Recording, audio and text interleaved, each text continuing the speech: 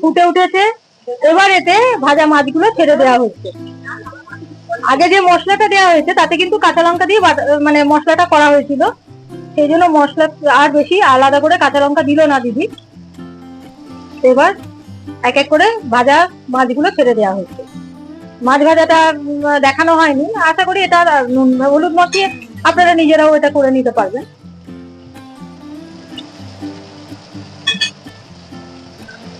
ব্যাস, এবার ঢাকা দিয়ে দেওয়া হলো, হোক, তারপর ফিরে আসছি। আজকে দিদির বাড়িতে দিদি ভোলা মাছের রান্না করবে, তো কয়েকটা টুকরো ভেজে তুলে রেখেছে, ওই জন্য সর্ষের তেল নুন হলুদ দেওয়া রয়েছে, সেই জন্য তেলটা একটু রংটা অন্যরকম লাগছে। এটা ভোলা মাছ রান্না দেখাচ্ছি। ভোলা মাছ এটা আমার দিদি করছে, ঠিক আছে?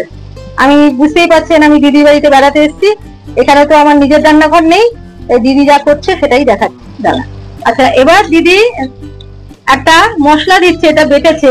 এখানে 2 কোয়া রসুন আছে, একটা পেঁয়াজ রয়েছে, একটু টমেটো রয়েছে একটা, আর কাঁচা লঙ্কা।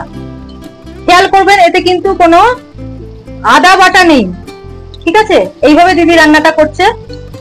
ভোলা মাছগুলো আগে ভেজে তুলে রাখা হয়েছে, ওই জন্য মাছের তেলের রংটা এই। হ্যাঁ, নুন হলুদ দিয়ে ভাজা ভোলা মাছ, এবার মশলা দিয়ে কষানো হচ্ছে, পেস্ট করে নিয়েছে। এবার এতে জার ধোয়া জলটা দিয়ে দেওয়া হচ্ছে,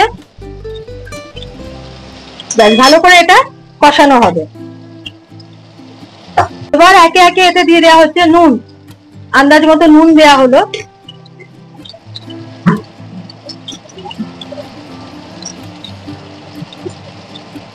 আন্দাজ মতো হলুদ দেওয়া হচ্ছে,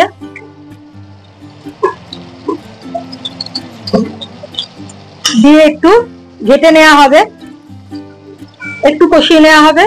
ঢেকে দেওয়া হলো, ফিরে আসছি একটু পরে। আচ্ছা, মশলা কষানো হয়ে গেছে। এবার এতে কি করছে দেখুন,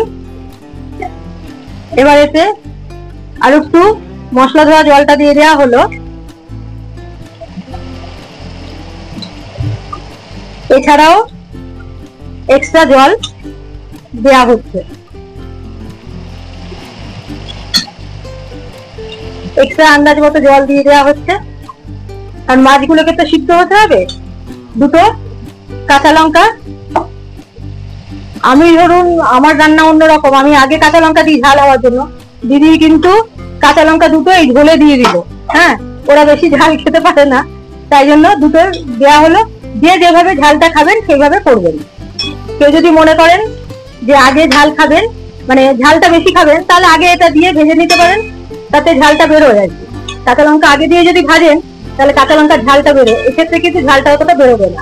ও কিন্তু চিড়েও দেয়নি, গোটা কাঁচা লঙ্কা দুটো দিয়েছে, যার যার আন্দাজ মতো দেবেন।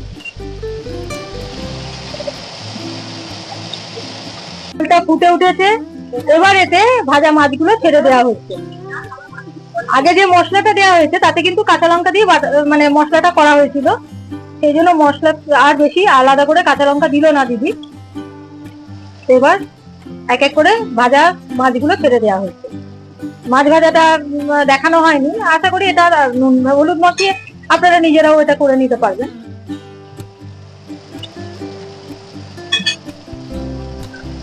ব্যাস, এবার ঢাকা দিয়ে দেওয়া হলো, হোক, তারপর ফিরে আসছি। এটা হয়ে এসছে, এবার এটা একটু ধনেপাতা কুচি দিয়ে দেওয়া হচ্ছে। ভোলা মাছটা হয়ে এসছে, নামাবো এবার। দিদি এবার নামাবে। যাই হোক, এখানে দিদি হচ্ছে রাঁধুনি, আমি হচ্ছি এডিটার বলুন বা ইউটিউবার। যাই হোক, এটা আমার চ্যানেলে আমি দেবো। দেখেই মনে হচ্ছে খুব ভালো হবে, টেস্টি, দেখেই লোভনীয় হয়েছে। খেতে না জানি কত সুন্দর হবে, টেস্ট, গন্ধটাও খুব সুন্দর বেরিয়েছে। ভোলা মাছ জেনারেলি আমরা একটু অশ্রদ্ধা করি, কিন্তু এইভাবে রান্না করে দেখবেন, খুবই টেস্টি। একটু টমেটো অবশ্যই দেবেন। এবার আর একটু এতে ঢাকা দিয়ে দেওয়া হলো, ঢাকা দিয়ে দেওয়া হলো। এবার কিন্তু ব্যাস, ঢাকা দিয়ে গ্যাস বন্ধ করে রাখা হলো, একটু স্ট্যান্ডিং টাইম দেওয়া হবে। ব্যাস, ভোলা মাছের টমেটো ঝোল রেডি টু সার্ভ। আজকের মতো এখানেই যাচ্ছি। কালকে যদি দিদির বাড়ি থাকি তাহলে পরে বলতে পারবো আর কি রান্না হচ্ছে। আর ততক্ষণ ভালো থাকবেন। ধন্যবাদ।